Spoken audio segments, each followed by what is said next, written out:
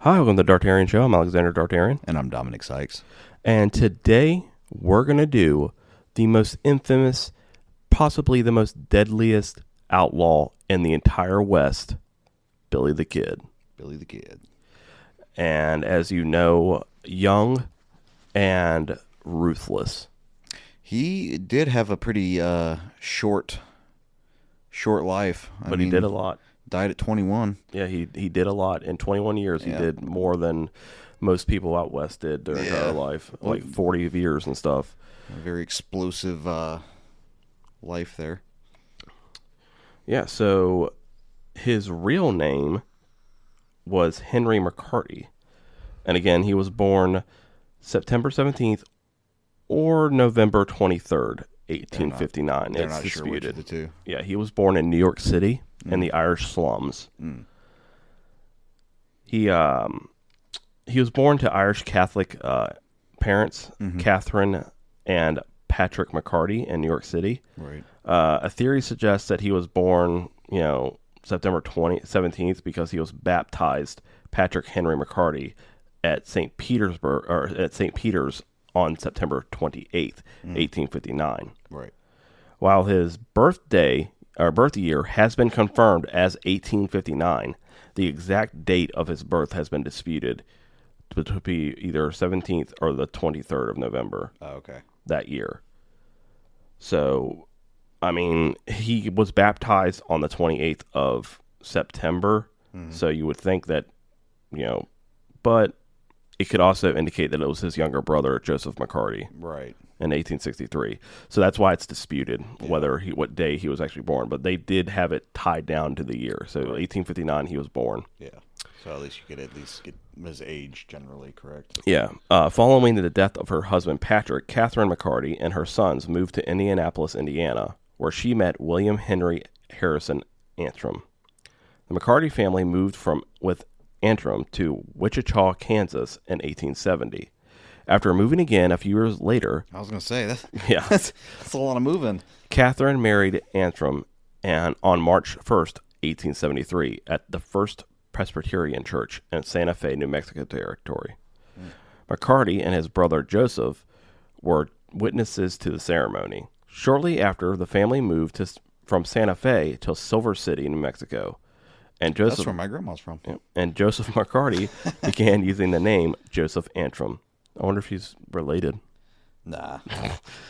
Shortly before McCarty's mother, Catherine, died of tuberculosis, then called consumption, on September 16th, 1874. Is that consumption is tuberculosis? Yeah. I have always wondered about what the hell consumption was. I had no idea that it was just TB. Yeah, it's just an old word for tuberculosis. That's crazy. I had no idea that they were the same thing. William Antrim abandoned the McCarthy boys, leaving them orphans. Oh, that's messed up. Yeah, dude. it is. He's like, oh, well, wife's dead. Don't want the kids. See you later, guys. Yep, and he was 15 at the time. Jeez, man. So he had to kind of grow up quick. Yep. McCarty was 15 years old when his mother died. Sarah Brown, the owner of a boarding house, gave him a room and board in exchange for work. Mm-hmm. On September 16th, 1875, McCarty was caught stealing food. Oh. 10 days later, McCarty and George Schaefer robbed a Chinese laundry. Stealing clothing and 2 pistols, McCarty was charged with theft and was jailed. He escaped 2 days later and became a fugitive. Okay, so how long realistically do you think that they would have put him in jail for stealing some laundry? It depends. Like I said, because it all depended on the judge. Since he was so young, I would say maybe 10 days. Why in the hell would he not just wait out the 10 days, free food, sitting in the jailhouse? Well, he was charming. He was young. The reason why people kind of let their guard down is because he was a little kid. Yeah. But he was so small. Well, I know, but I'm saying, But by do him you know how he escaping, he escaped? became a fugitive and made things worse. Why would he just not, sit out the short amount of time? Because back then you could disappear a lot better. That's true, than yeah. you could now. And do you know how he disappeared? He shimmied up the chimney. Nice. Oh, because he was so skinny and Yeah, he was small? so small. He just crawled up the chimney and got out. Nice. After leaving Antrim, McCarty traveled to southeastern Arizona Territory, where he worked as a ranch hand and gambled his wages in nearby gaming houses. In 1876, he was hired as a ranch hand by well-known rancher Henry Hooker. Uh-huh. During this time, McCarty became acquainted with John R. Mackey, a Scottish-born criminal and former U.S. cavalry private, who, following his discharge, remained near the U.S. Army post at Camp Grant in Arizona. The two men soon began stealing horses from local soldiers. Sold horses from local horses. Stolen the horses from the horses. Yeah, from local soldiers. McCarty became known as Kid Antrim because of his youth, slight build, clean-shaven appearance, and personality. I guess that's where you got Kid from. Yep. On August 17th, 1877, McCarty was at a saloon in the village of Benita, when he got into an argument with Francis P. Windy Cahill, a blacksmith who reportedly had bullied McCarty and on more than one occasion called him a pimp. Okay, I'm sure that doesn't mean the same thing as it does now, but I can only... A pimp. What do you think a pimp would mean back then? Like a pimple or... Pimp is a... No, that's pretty much what it is. What it means now? I think that's what it means now. Like, yeah, it's a pimp. Why is he... Okay, first of all, why is he calling him a pimp? That doesn't really apply. Secondly, why does it bother? And Henry's, I guess maybe an insult's an insult. But... I don't know. Maybe pimp means like shorty or something back then. McCarty, in turn, called Cahill a son of a bitch. Well, there you go. Whereupon Cahill threw it's on site now. Yeah, McCarty to the floor, and the two struggled for McCarty's revolver. McCarty shot and mortally wounded Cahill. A witness said Billy had no choice. He had to use his equalizer. Cahill died the following day. McCarty fled but returned a few days later and was apprehended by Miles Wood, the local justice of the peace. Come back to work. Oh. Okay. McCarty was detained and held in Camp Grant guardhouse, but escaped before law enforcement could arrive. Oh my God! This is his second. Escape. McCarty stole a horse and fled Arizona Territory for New Mexico Territory, but Apaches took the horse from him, leaving him to walk many miles to the nearest settlement. Could have been worse. Could have been scalped. Exactly. At Fort Stanton in the Pecos Valley, McCarty, starving and near death, went to the home of a friend and Seven Rivers Warriors gang member, John Jones, whose mother, Barbara, nursed him back to health. After regaining his health, McCarty went to the Apache Tejo, a former army post, where he joined a band of rustlers who raided herds owned by cattle magnate John Chisholm. So at this point, Lincoln he's County. He's pretty outlawing. much, yeah, he's pretty much, as soon as he escaped the first time, he kind of committed to the outlaw life. Yeah. He's like, well, might as well go all in now. After McCarty was spotted in Silver City, his involvement with the gang was mentioned in a local newspaper. At some point in 1877, McCarty began to refer to himself by the name William H. Bonney.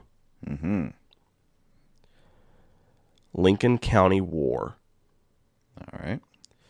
After returning to New Mexico, McCarty worked as a cowboy for English businessman and rancher John Henry Tunstall near the Rio Felix, tributary of Rio Grande in Lincoln County.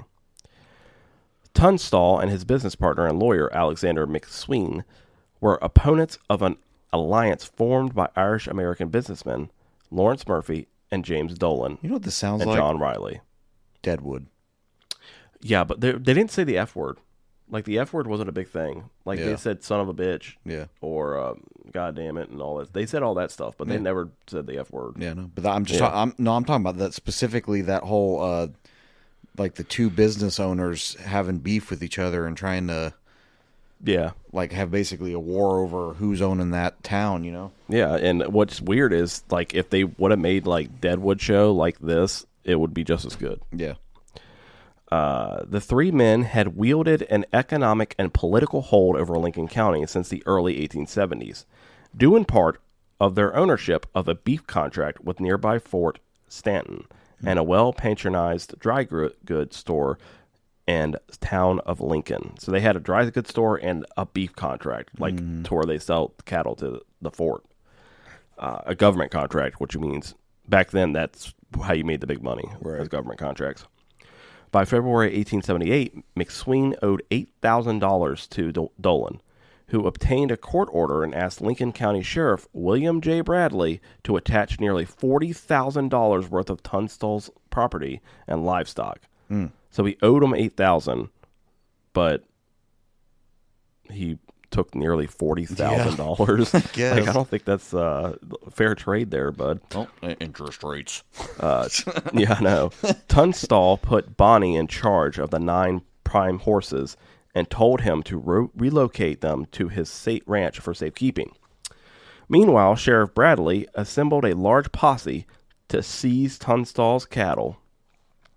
Back all the posse days. All you're doing is making me want to play Red Dead Redemption now. I know. On February 18th, 1878, Tunstall learned of the posse's presence on his land and rode out to intervene. During the encounter, one member of the posse shot Tunstall in the chest, knocking him off his horse. Another posse member took Tunstall's gun and killed him with a shot to the back of his head. Wow. Tunstall's murder ignited the conflict between the two factions that became known as the Lincoln County War. Mm-hmm. After Tunstall was killed, McCarty and Dick Brewer swore affidavits against Bradley and those in his posse and obtained murder warrants from the Lincoln County Justice of the Peace, John B. Wilson. Mm-hmm. On February 20th, 1878, while attempting to arrest Bradley, the sheriff and his deputies found and arrested McCarty and 2 other men riding with him. Deputy U.S. Marshal Robert Weidenman, a friend of McCarty, and a detachment of soldiers captured Sheriff Bradley's jail guards, put them behind bars, and released McCarty and Brewer. So with the territory, because it wasn't like state, it wasn't a state yet. Basically, there was different justice of the peace peace officers and different U.S. marshals and all that stuff. Like, it was literally everybody had their own jurisdiction. Yeah, pretty much like, and they would officers of the law would go against each other all the time, constantly. McCarty had then joined the Lincoln County Regulators. On March 9th, they captured Frank Baker and William Morton, both of whom were accused of killing Tunstall. Baker and Morton were killed while allegedly trying to escape. I bet. Yeah. On April 1st, the Regulators ambushed Sheriff Brady and his deputies. McCarty was wounded in the thigh during the battle. Bradley and the deputy sheriff, George W. Hindman, were killed. On the morning of April 4th, 1878, Buckshot Roberts and Dick Brewer were killed during a shootout at Blazer's Mill. Warrants were issued for several participants on both sides, and McCarty and 2 others were charged with killing Brady, Hindman, and Roberts. Mm-hmm. So, basically, the Regulators pretty much were vigilantes. Yeah. They thought they were part of the law, and obviously Sheriff Brady thought he was the law. Mm. So it's basically like, oh, who's more right in the situation? Yeah. The Battle of Lincoln. On the night of Sunday, July 14th, McSween and the Regulators, now a group of 50 to 60 men, went to Lincoln and stationed themselves in the town among several buildings. At the McSween residence were McCarty, Florencio Sanchez, Jose Sanchez, Jim French, Harvey Morris, Tom O'Fallard, and Eugani Salazar, among others. Another group led by Marine and Chavez and Doc Scorlock positioned themselves on the roof of the saloon. Henry Newton Brown, Dick Smith, and George Coe defended a nearby abode bunkhouse. On Tuesday, July 16th, newly appointed Sheriff George Pepin sent sharpshooters to kill McSween defenders at the saloon. This sounds a little bit like either that harder, the Harder They Fall movie, or maybe a little bit of Hateful Eight. It's more Magnificent Seven. Yeah, that's what. Maybe that one. Yeah. Pepin's men retreated when one of their snipers, Charles Crawford, was killed by Fernando Herrera. Pepin then sent a request for assistance to Colonel Nathan Dudley, commandant of nearby Fort Stanton. In reply to Pepin, Dudley refused to intervene, but later arrived in Lincoln with troops, turning the battle in the favor of the Murphy-Dolan faction. A shooting war broke out on Friday, July 19th. McSween's supporters gathered inside his house, while Buck Powell and Deputy Sheriff Jack Long set fire to the building. The occupants began shooting. McCarty and the other men fled to the building when all rooms but one were burning. During the confusion, Alexander McSween was shot and killed by Robert W. Beckwith, who was then shot and killed by McCarty. Mm-hmm. McCarty's either really good or really lucky. Yeah.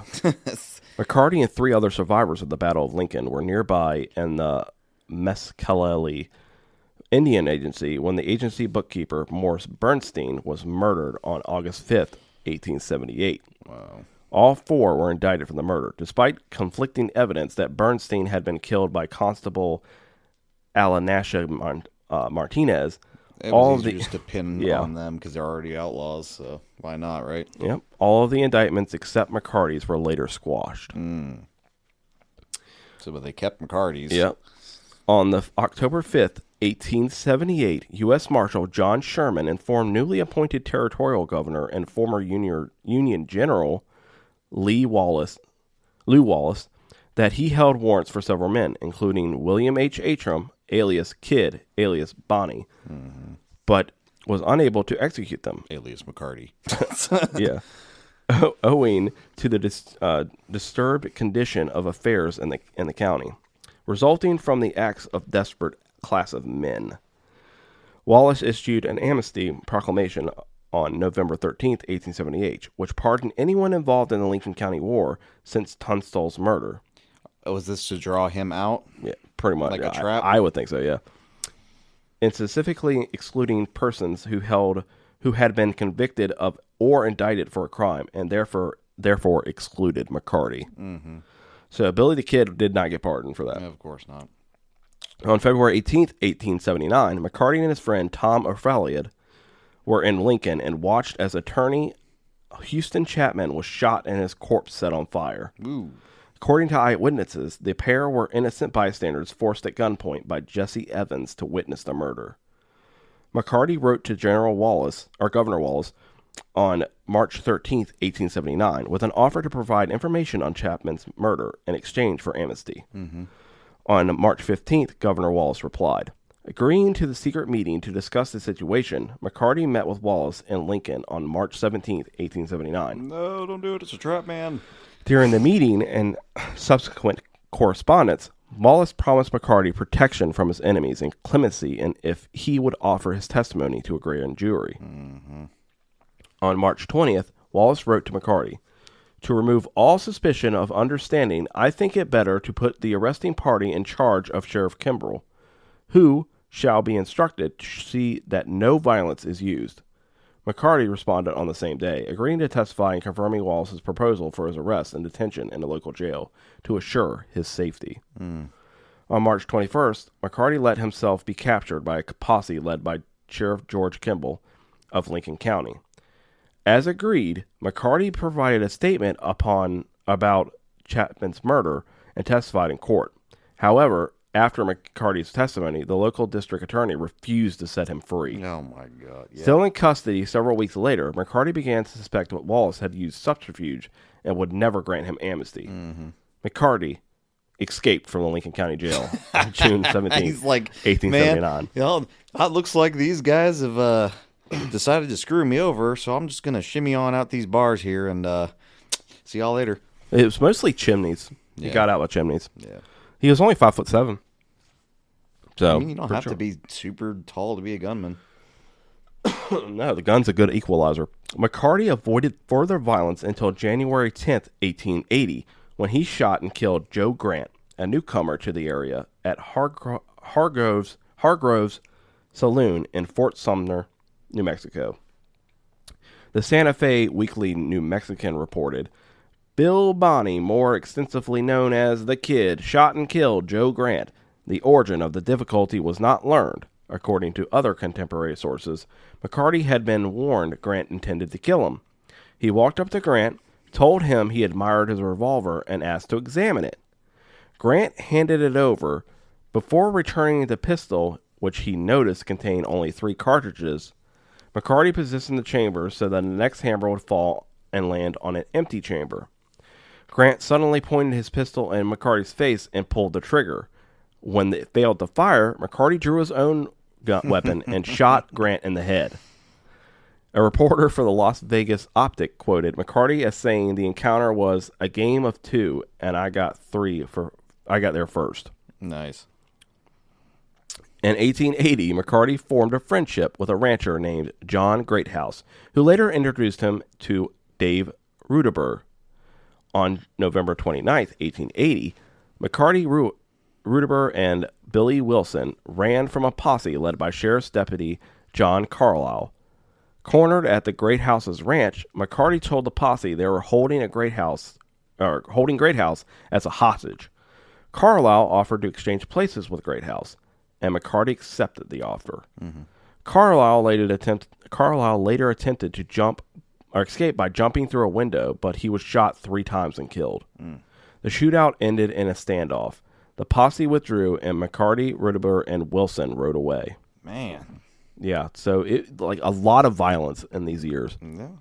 A few weeks after the Greathouse incident, McCarty, Rudeber, and Wilson and O'Fallard, Charlie Bowen, and Tom Pickett rode into Fort Sumner.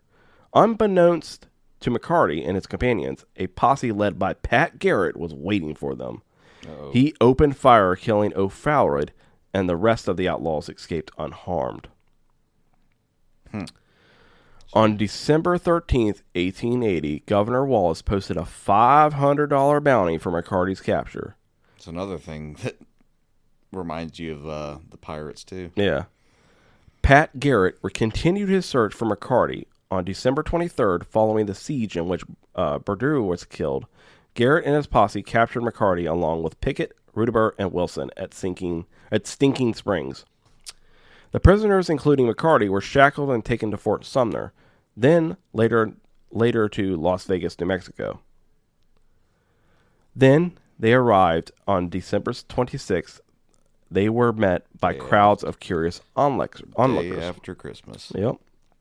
The following day, an armed mob gathered at the train depot before the prisoners, who were already on board the train with Garrett, departed for Santa Fe.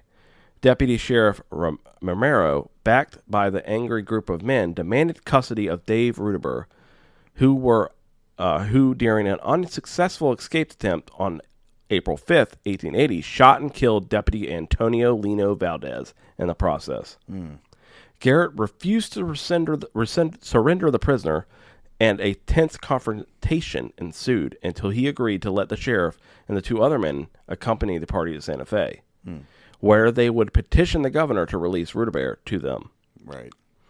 In a later interview with a reporter, McCarty said he was unafraid during the incident, saying, "If I only had my Winchester, I'd lick the whole crowd." Damn. The Las Vegas Gazette ran a story from a jailhouse interview following McCarty's capture. When the reporter said Bonney appeared relaxed, he replied, "What's the use of looking on the gloomy side of everything? The laugh's on me this time." During his short career as an outlaw, McCarty was the subject of numerous U.S. newspaper articles, some as far away as New York. That's crazy. After arriving in Santa Fe, McCarty, seeking clemency, sent Governor Wallace 4 letters over the next 3 months. Wallace refused to intervene, and McCarty went to trial in 1881, April, in Mesilla, New Mexico. Following 2 days of testimony, McCarty was found guilty of Sheriff Brady's murder. Damn. It was the only conviction secured against any of the combatants in the Lincoln County War. He didn't kill him. Maybe, maybe not. That's who they blamed it on, but he may not have killed them. The one crime he didn't commit is the one he gets charged with. On April 13th, Judge Warren Bristol sentenced McCarty to hang with his execution scheduled for May 13th, 1881. According to legend, upon sentencing, the judge told McCarty he was going to hang until he was dead. McCarty's response was, "You can go to hell, hell, hell." According to the historical record, he did not speak after the reading of his sentence. That's hilarious. Yeah. This dude's a troll. Following his sentence, McCarty was moved to Lincoln, where he was held under guard on the top floor of a town courthouse. Yeah, they're not risking letting him escape this time. On the evening of April 28th, 1881, while Garrett was in White Oaks collecting taxes, Deputy Bob Olinger took 5 other prisoners across the street for a meal, leaving James Bell, another deputy, alone with McCarty at the jail. Uh-oh. McCarty asked to be taken out to use the outhouse behind the courthouse. And on their return to jail, McCarty, who was walking ahead of Bell up the stairs to his cell, hid around the blind corner, slipped out of the handcuffs, and beat Bell with the loose end of the cuffs. God damn it. During the ensuing scuffle, McCarty grabbed Bell's revolver and fatally shot him in the back as Bell tried to get away. Wow. McCarty, with his legs still shackled, broke into Garrett's office and took a loaded shotgun left behind by Olinger. McCarty waited upstairs at the upstairs window for Olinger to respond to the gunshot that killed Bell and called out to him, "Look up, old boy, and see what you got." When Olinger looked up, Bonnie shot and killed him. Wow. After about an hour, McCarty freed himself from the leg irons with an axe. He obtained a horse and rode out of town. According to some stories, he was singing as he left Lincoln. This guy is crazy. Yeah, he is. God, man. Definitely a badass. Yeah, for real. While McCarty was on the run, Governor Wallace placed a new $500 bounty on the fugitive's head. I would have raised it. Almost 3 months after his escape, Garrett responding to rumors that McCarty was in the vicinity of Fort Sumner, left Lincoln with 2 deputies on July 14th, 1881, to question resident Pete Maxwell, a friend of McCarty's. Maxwell, son of a land baron, Lucien Maxwell, spoke with Garrett the same day for several hours. Around midnight, the pair sat in Maxwell's darkened bedroom when McCarty unexpectedly entered. Accounts vary. Not at Fort Sumner. Yeah, accounts vary as to the course of events. According to the canonical version, as he entered the room, McCarty failed to recognize Garrett due to the poor lighting. Drawing his revolver and backing away, McCarty asked, "Quinze? What Spanish is for who is that? Who is that? Or who is it? Recognizing McCarty's voice, Garrett drew his revolver and fired twice. The first bullet struck McCarty in the chest, just above his heart, while the second one missed. Garrett's account leaves unclear whether McCarty was killed instantly or took some time to die. A few hours after the shooting, a local justice of the peace assembled a coroner's jury of 6 people. The jury's members interviewed Maxwell and Garrett, and McCarty's body and the location of the shooting were examined. Yeah. The jury certified that the body as McCarty's, and according to a local newspaper, the jury foreman said, "It was the kid's body that we examined." McCarty was given a wake by candlelight, and he was buried the next day in a grave that was donated with a wooden marker. Oh, that's cool. At least they didn't put him like a pauper's grave or something. Yeah. So, why did he show up there? I'm a little bit confused. He was basically... What was he doing there? Basically just... They kind of like what Bonnie and Clyde did. Came back to... the person... Maxwell was a good person that hit him. Oh. Yeah, so he was just hiding out there. There is a rumor that he may have survived. McCarty? Yeah, Billy the Kid. Over time, legends grew claiming that McCarty was not killed and that Garrett staged the incidents and death out of friendship so that McCarty could evade the law.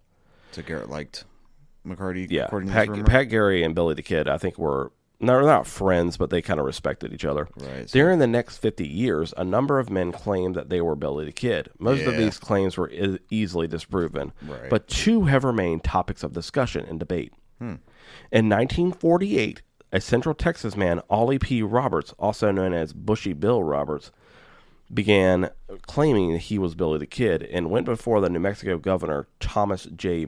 Mabry, seeking a pardon. Mabry dismissed Roberts' claims, and Roberts died shortly after. Nevertheless, Hico, Texas, Roberts' town of residence, capitalized on the claim by opening a Billy the Kid museum. John Miller, an Arizona man, who also claimed he was McCarty. This was unsupported by his family until 1938, sometime after his death. Miller's body was buried at the state-owned Arizona Pioneers Home Cemetery in Prescott, Arizona. In May 2005, Miller's teeth and bones were examined and exhumed without permission from the state. DNA samples from the remains were sent to a laboratory in Dallas and tested to compare Miller's DNA with blood samples obtained from floorboards of the Old Lincoln Courthouse, Old Lincoln County Courthouse, and the bench where McCarty's body allegedly was placed after he was shot. According to a July 2015 article in the Washington Post, the lab results were useless. In 2004, researchers sought to exhume the remains of Catherine Atham, McCarty's mother, whose DNA would be tested to compare it with the body buried in William Bonney's grave. As of 2012, her body had not yet been exhumed. So they were still working on trying to figure out. Yeah.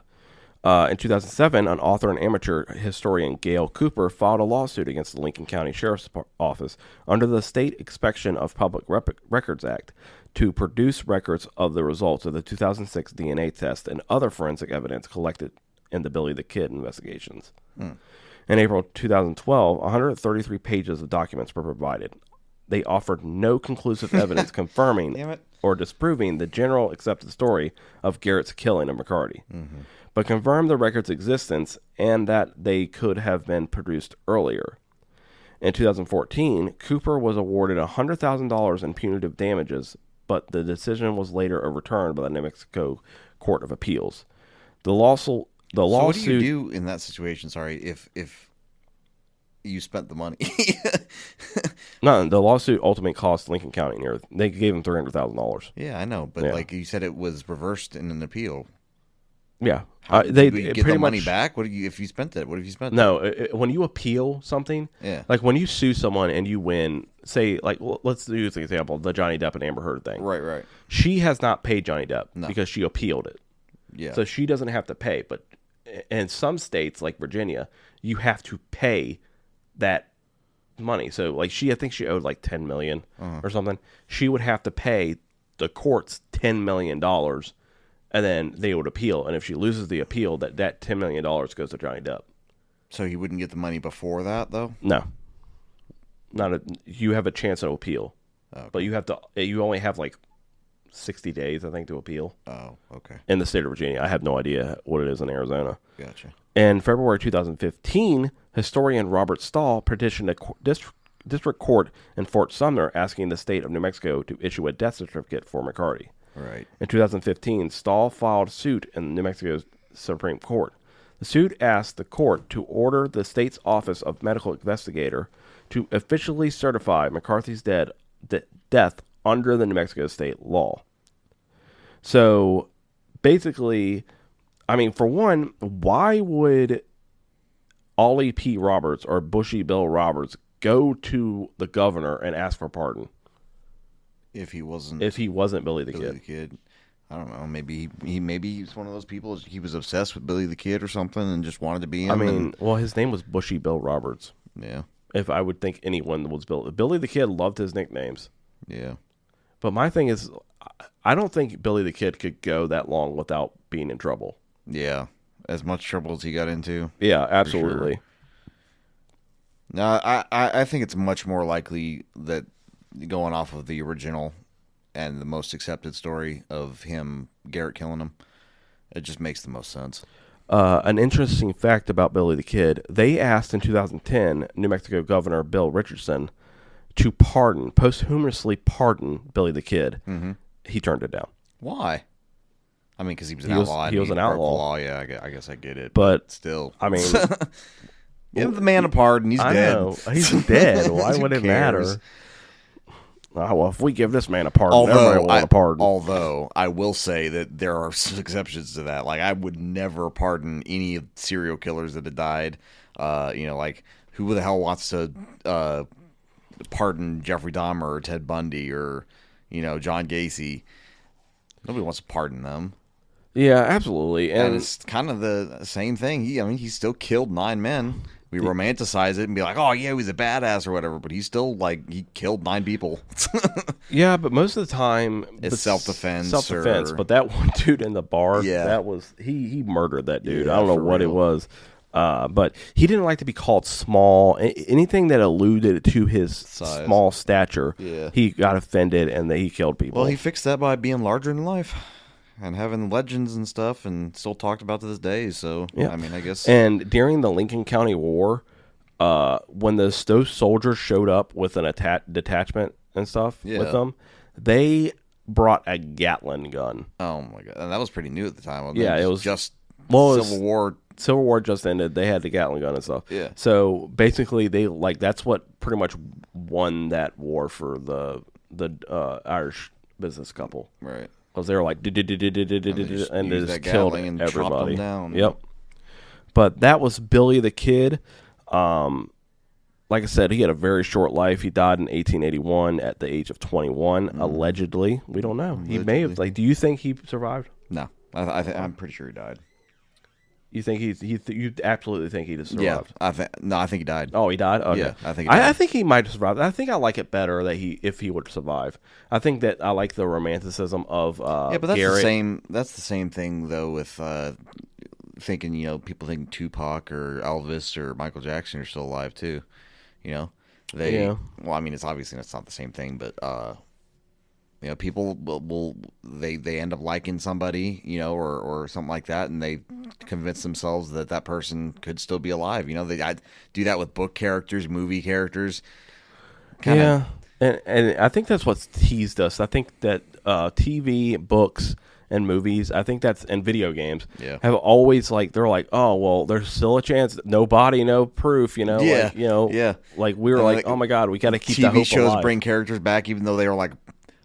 You were almost sure that they were dead. Although New Mexico not giving the birth certificate out, not providing any kind of evidence and stuff, that is really fishy because that makes me think that maybe he did survive. No, I don't think it's. But why would it matter? Why keep it a secret now? Yeah, that's so stupid. Why stop people from looking into it?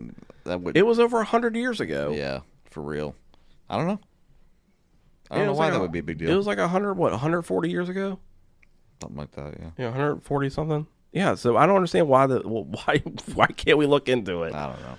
But so Billy the Kid, like I said, he had freaking his gunplay was so awesome. He was probably one of the most accurate 6-shooter people. He was one of the fastest draws in the West, and he also, like I said, he would twirl his gun around just to show off. He would do that around the campfire, just twirling his guns, cleaning them and stuff. So, like I said, probably one of the fastest outlaws out there, and obviously the youngest. I mean, well, most interesting, I think. Yeah, absolutely, and a lot of times there's this photo, the famous photo of Billy the Kid, and he looks ugly, but a lot of people said he was good looking. Yeah, that he was really charming. Well, those old pictures, they have a way of making well, you had to stand still for an hour. Yeah.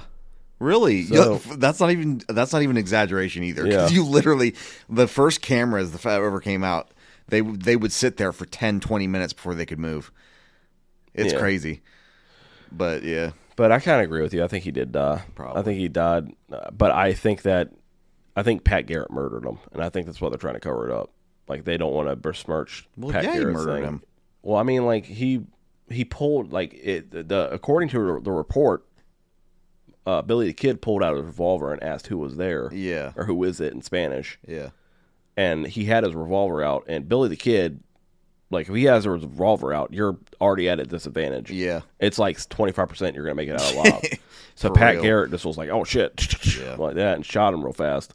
No, either way, he murdered him. But I think that he just walked in and Pat Garrett shot him. Well, I mean, didn't he have a bounty on him? Was that wanted dead? Or yeah, $500 wanted dead or alive. Yeah, so why would it matter? If he did, it wouldn't matter even if he didn't pull his gun on him. If he was wanted dead. It's because Pat Garrett, I think, was a U.S. Marshal. I don't think that U.S. Marshals were allowed to do the whole. That's this bounty hunters.